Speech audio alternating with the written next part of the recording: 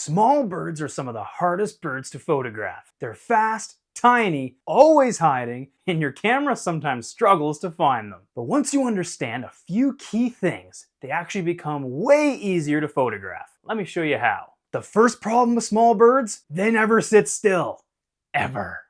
But there's a couple ways to tackle this. First is to shoot in bursts, long bursts. Sometimes they're only in that perfect position for a really short amount of time.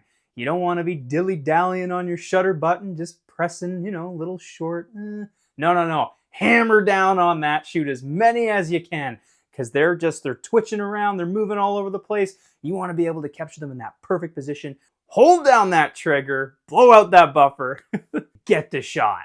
The other thing you're going to want to do is shoot with a faster shutter speed. 1/2000th of a second or faster if you can. 1/1600, but when you start getting below that, they're so small and twitchy, you might be coming home with blurry shots.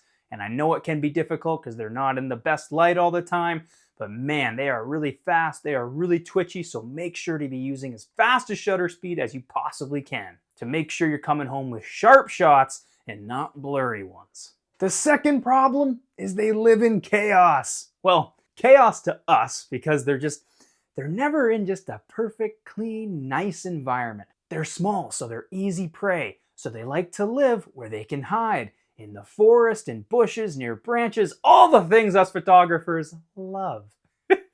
So because of that, one of the things we just gotta sometimes do is just accept the debris. We still wanna look for clean backgrounds when we're shooting these birds, but there's nothing wrong with having some foliage in the shot. Tell the story, show where the bird lives. And I know it's not easy to get them with that nice clean background, but that's something you want to really be looking for while you're out shooting them. And because they live in such chaos, sometimes our autofocus systems can really struggle. So what I do, I usually shoot with a wider box for my autofocus. Different for every camera depending on what you're using. With my Nikon Z8, that's wide large. That's my typical standard, but I have my custom buttons set to switch to two different kinds of single point autofocus. I actually have a whole video up here for you on how I set up my Z8 for bird photography. But you want to be able to quickly switch your autofocus systems when you're shooting small birds because of all the chaos. Like I had mentioned, there's lots of branches around, lots of leaves. So when you're using a wider area of autofocus, our autofocus systems can, not sometimes always pick up and know what exactly the bird is. It'll grab the branch, it'll grab the background. So one of the ways to combat that is to have one of your custom buttons set for a single point autofocus, so that way you can really dial in and control where that focus point is going to be, and hopefully you can get it right on that bird if they sit still long enough for you to do that. The third problem is that when shooting small birds, the light is usually pretty terrible. And that's because of what we talked about in tip number 2. They're not living, out in the nice broad daylight like something like a seabird that, we got big, beautiful cliffs and tons of space, right? They live in tight spaces. They're scared, they're nervous, they're jumping all over the place. They're in these tight, closed, dark spots. So something we gotta do, we gotta accept high ISO. With all the tools that we got for today's denoise options, high ISO, whatever.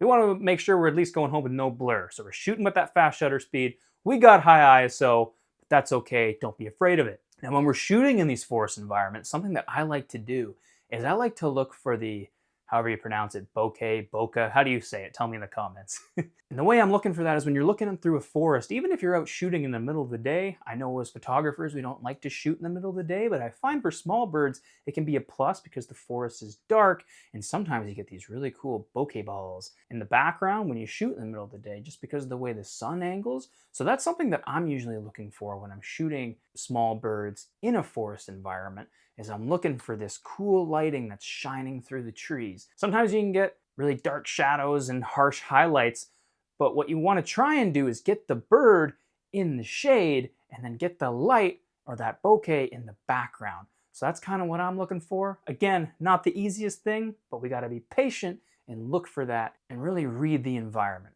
That takes a lot of practice. That's something I encourage you to do. And the fourth problem with shooting small birds is, where the heck do we find them? So something I think a lot of people get wrong is we think with small birds or just any bird photography, any wildlife photography, we all feel like we got to be the mountain man and get out into the wilderness and go into the backcountry. And I just don't think that's true at all. Some of the best places I've ever been to shoot small birds is the local park. They're living in that environment because there's lots of food. Sometimes people are feeding them. Sometimes people have bird feeders in their backyards. They hang out near the park. People are walking by. They're used to the people. And that just makes for awesome shooting opportunities. I was able to get this shot of a golden crowned kinglet just at my local park, like a 10-minute walk from my house. And that's exactly what I did. I just walked there, sat around. Some people had bird feeders in their backyards. There's a nice pond there full of waterfowl.